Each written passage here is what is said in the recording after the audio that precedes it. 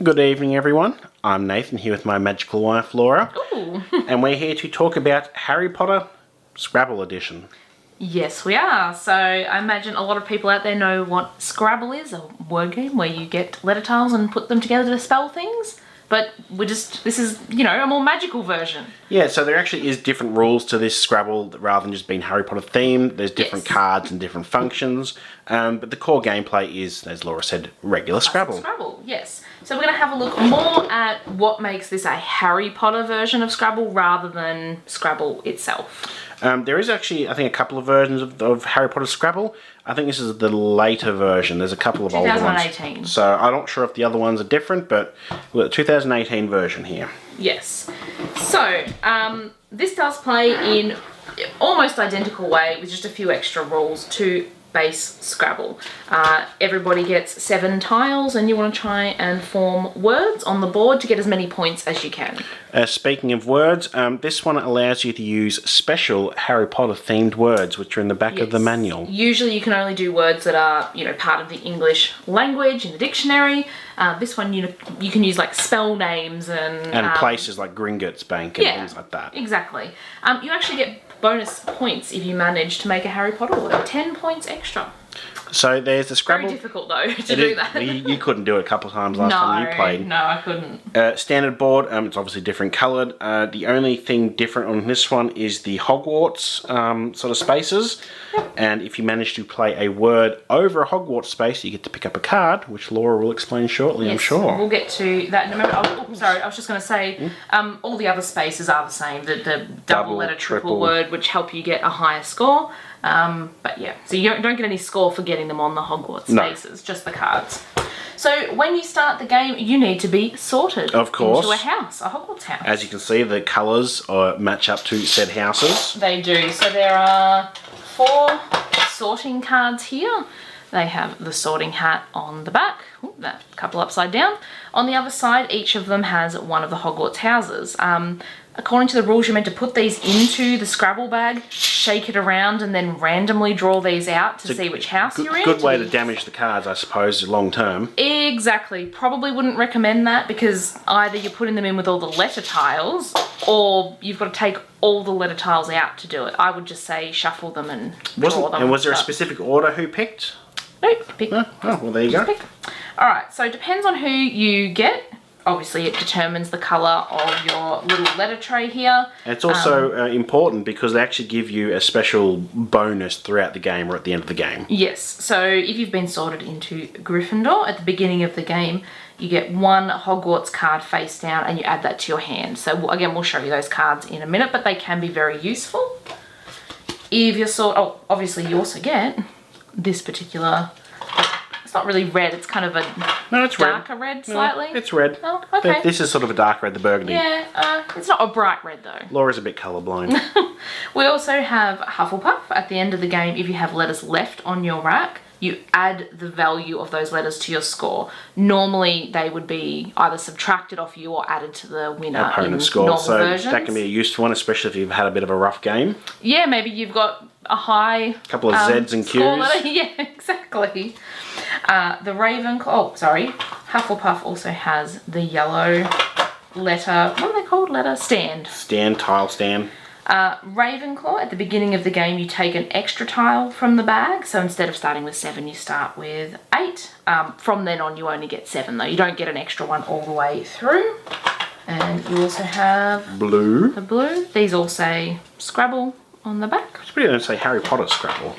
That would be nice. But then most normal Scrabbles don't have multicoloured ones anyway. True. And the last one is Slytherin. At the beginning of the game, you'll always be the first player, which... is not great, especially if you happen to be dealt a couple of rotten letters at the start. True. There's the green Slytherin. I think you and your mother play. Whoever can make the longest word at the start usually goes first, just to get the game going. And yeah, exactly. Usually that's not what you do. Usually there's a rule where you pick pull a letter, out a tile and whoever's got the highest value tile, I think, or goes earliest first. in the alphabet. I've seen both different rules. We just play with whoever's got a good word to start off with, so that we don't start with nothing in the middle of the board. So the same rule, if you are the first player though, you do get a double word score starting in the middle starting square with your words. Alright, we have a bag. It says Scrabble on it. It sure does. There's really nothing different here. They're not labelled Harry Potter, Hogwarts. They're not different colours. They're just sort of like plastic letters. Yep, it's the same distribution of letters as regular Scrabble. Yeah. Same letters, same values.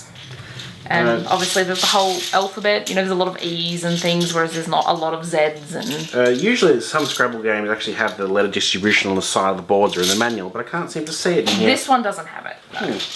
Alright, so the main thing that makes this totally different is these Hogwarts cards. If I can get that to come on. Focus. There we are. Alright, so every time you form a word on a Hogwarts space, and sometimes it might be on more than one. Which means you get to draw multiple cards. Yep, you take a card at the end of your turn for however many. So if you get one, you might just pick up one. There's a few different types of cards. This Quidditch Cup is, I think it's called a competition card. Mm-hmm. It just plays instantaneously when you pick it up. You play it instantly. So in this one, you get 20 points added to your overall score. So whoever's doing the scorekeeping for the game just adds 20 points on, and you discard the card. There's spells, potions, competition, and bonus cards. Yes. So the competition cards, which just automatically give a score, they are the only ones you play straight away as soon as you pick them up. Everything else you have to hold on to after you pick it up and use on a subsequent turn. Yeah, you can't play it in the same turn. No, you can also only use one of these cards at a time.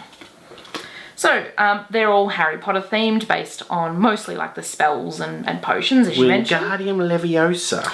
Some of them are more useful than others. So in this one, you can use the spell to levitate a card from somebody else and put it into your hand to use. Steal the card. I mean, it could be useful depending on what card, and obviously it's only useful if your opponent has cards that they haven't already utilised. I believe there's duplicates, like there's a couple of each of the cards in here. This is one of the potions. You just get some more Hogwarts cards, which again can be useful. Stupefy, you can stun the opponent and then they miss their next turn. Place it in front of them to remind them they don't have a turn. Which is great if you've got some good letters and you want to play and there's somewhere on the board for you to place your word. Otherwise you're sort of like, it's left me with not a whole lot. Don't stupefy your opponent if you don't have anywhere to play a good word. This one can actually protect you if someone's casting a spell on you, so that one you can use straight away when someone casts a spell on you. If anyone's played Scrabble Trickster, very similar functions, I believe. These are ones that are just Harry Potter themed. Yeah, I think we've reviewed that on the channel. Yeah. We have Gemino. That's a spell I don't really remember from Harry Potter that well. So for every card you have, you can draw another card. So you end up decking yourself and drawing all the cards. Yeah. Alright, so this one's a little bit different from the other ones. Some of the letters here are highlighted gold. If you're playing a word, you can use this, and every time you have one of those gold letters in that word, you get an extra 5 points. So obviously you'd play that before you play the word. You have to pay attention though. I had this card last time I played and I kind of forgot that I had it, and I put down several words I could have had extra points on but didn't. So good. Pay attention to your cards. So there's things like this where you're allowed to put a word backwards. So normally in Scrabble you have to either go from left to right or top to bottom. So you can then reverse either of those, which is, I guess, confusing. That confused me. I'm not very good at Scrabble. You don't like Scrabble.